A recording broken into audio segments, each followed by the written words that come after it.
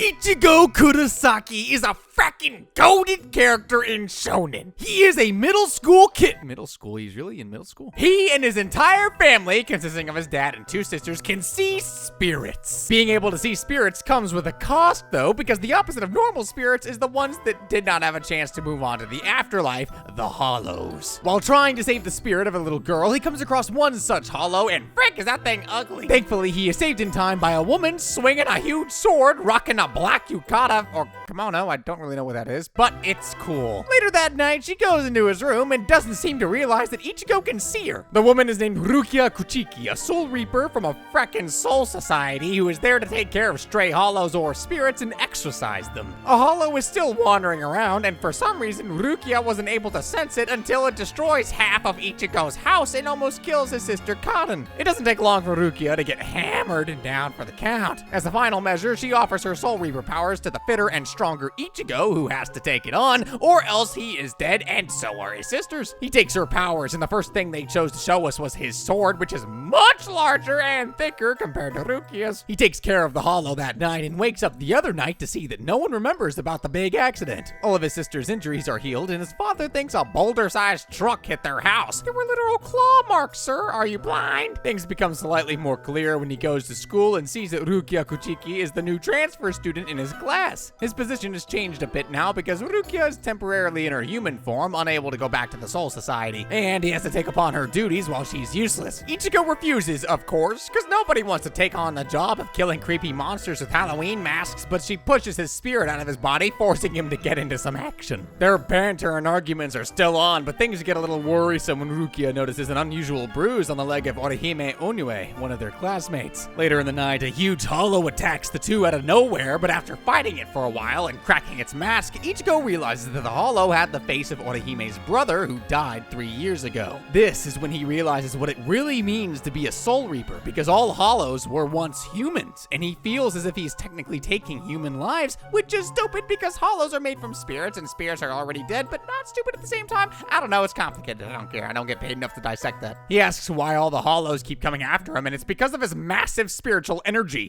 similar to the size of his massive sword. The next target of his hollow attack is likely to be Orihime herself, and yeah, they are right, the hollow just tore her teddy bear. Tatsuki and Orihime are a bit confused, but aren't given time to think at all, because 2 seconds after the teddy is destroyed, the hollow starts to tear them up, and not in the way we would like to see. Orihime is thrown out of her physical body and forced into spirit mode, visually chained to her body. Ichigo arrives in time to save her from any harm, and the hollow escapes. We didn't get even a 2-second fight. The hollow reappears, telling Ichigo that Orihime could see them because, well, yeah, she's dead. Her big brother is not really happy about the fact that his sister has made friends and moved on from his death. There's a bit of fighting and jumping around, but this is shonen, and only after she gives him a big hug and an emotional talk does the hollow stop. Thanks to the chain, Orihime and her physical body can still be saved, and her brother took the time to end himself thanks to his sister technically talking him into doing it.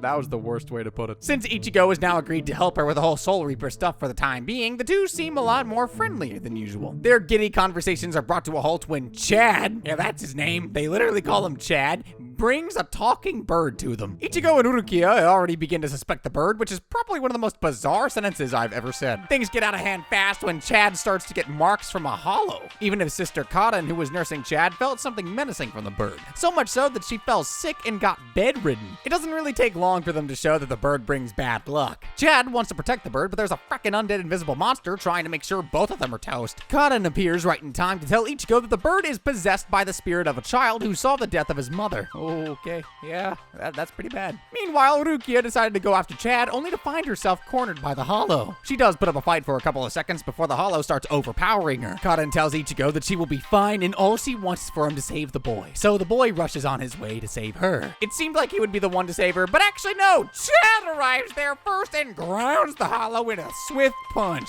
Did he just rip off a frackin' wooden pole and whack something in the air that he couldn't even see? What a Chad.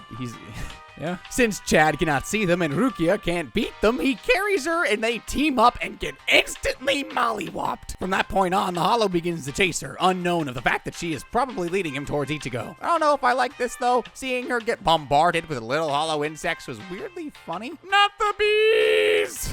I know they weren't bees. Give me a break. While fighting the hollow, Ichigo finds out that it was still a human when he killed the mortal mother of the bird. He died shortly after killing her, but turned into a hollow and has been chasing the kid ever since. This only pisses him off, and with a huge slash, Ichigo opens the gates of hell and condemns the hollow once and for all. The whole mess ends with Rukia cleansing the soul of the bird, sending Shibata, the child trapped inside, to the Soul Society in peace. So they even have a souvenir shop for Soul Reapers to buy stuff from. Why does the owner, Urahara, look like he could be a protagonist for shoujo manga about old men? She also makes a purchase of some magic pills that can add a substitute soul to the body of a Soul Reaper when their real soul leaves it. That don't sound safe at all. The substitute soul isn't exactly what you'd think it to be, and Ichigo definitely senses some sus vibes from it. That's because the item that they gave him was defective.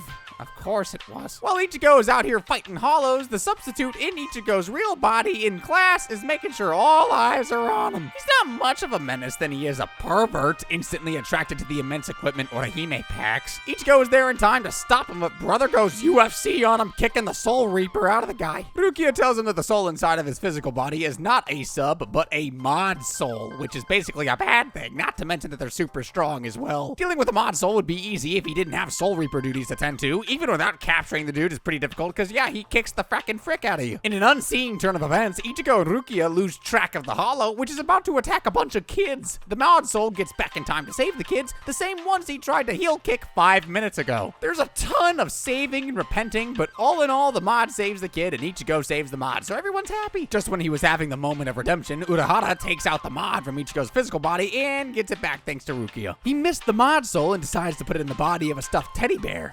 Or is that a lion? What exactly is that thing? He now calls himself Kon. Giving him a name too, might as well just fracking marry him next. Ichigo is out with his family one merry day for not a very merry reason. They're on their way to visit their mother's grave, who was killed years ago. Rukia is there as well, since she got the hint of this from class, and instead of giving her condolences, she starts planting ideas that his mother might have died at the hands of a hollow. Let him cope, man. However, he shuts her up by telling her that he was the one who killed his mother, which is obviously not true. Why do they even try to build suspense about something that everyone knows is gonna be fake anyways? Well, actually, when I was a kid, I didn't think that was fake.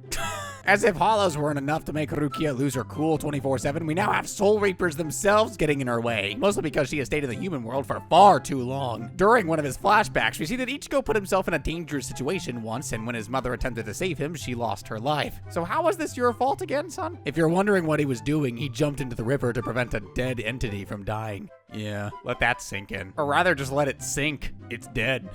The Soul Reaper is not immediately hostile to Rukia, but he does make his intention of taking her back pretty clear. It doesn't take long for Ichigo to get involved, and the two Reapers start swinging without even trying to have a conversation first. While they're having their macho sword fight here, Kaden and Yuzu are beside their mother's grave, about to literally join her in there because a frackin' hollow appears out of thin air. Rukia gets a signal about the hollow's presence, and they did make it in time just enough to save Yuzu from getting the same treatment Eden's mother did. They really do like this, huh? Have a hollow take a character and wait until the frackin' final millisecond before they get saved? I'm not complaining, I love it. Ichigo sees that the hollow was accompanied by the same spirit that he tried to save the day his mother died. The spirit was just a part of the hollow that it used as bait to, well, bait people like Ichigo, meaning his diving to save it didn't mean anything. His mother, well, she died in vain. Seeing Ichigo and his family get whammed is a sight that the other Soul Reaper didn't like, so he tags along in the fight. I like to say he tags along, but all he really does is make one save before getting stabbed and knocked out pretty quickly. But I guess we take those. The fight doesn't extend, and Ichigo, too, gets stabbed and is brought down to his knees without much effort. To make matters worse, the hollow creates a puppet of his mother and has him face it, meaning he's not just weak, but also distracted. Things did seem like it was about to go really bad for Ichigo, but somehow, miraculously, his mother's soul manifests from I don't know where, but it doesn't matter. She tells him that those who die virgins are considered an absolute joke in the Soul Society, hence he has to live until he gets some real action. Did she really say that? Well, he doesn't really kill the hollow, but severely injures it before passing out. His resilience was good enough to impress the other Soul Reaper, who decides to let him off the hook this time. Soul Reaper business is as usual for Ichigo and Rukia, but things start to get a little fishy when they get a distress call, only to see someone had already been there and saved the spirit beforehand. They keep getting these signals, and for some reason, there are no hollows for them to take care of when they arrive, which leads Rukia to think that her spirit cell phone, yeah, that's a thing, is broken. Their suspicions are cleared pretty quickly when they are confronted by Uryu Ishida, who has the worst anime hair I've ever seen. Ishida here is a Quincy, some beings capable of manifesting energy, which can also take down hollows, not to mention they can see spirits and soul reapers as well. Also, his introduction to poor Ichigo is telling him how much he hates soul reapers, him specifically. Ichigo later decides to confront him and gets properly schooled about the difference in their power. All the while, he tells him about how he knows the whole substitute soul reaper situation. Quincy's are basically humans who are capable of seeing and killing hollows thanks to their superhuman abilities. They became extinct centuries ago, and the remaining ones harbor a sense of hatred against soul reapers as they think of them as an unnecessary existence. So what, I hate flies doesn't mean I think of them as an unnecessary existence.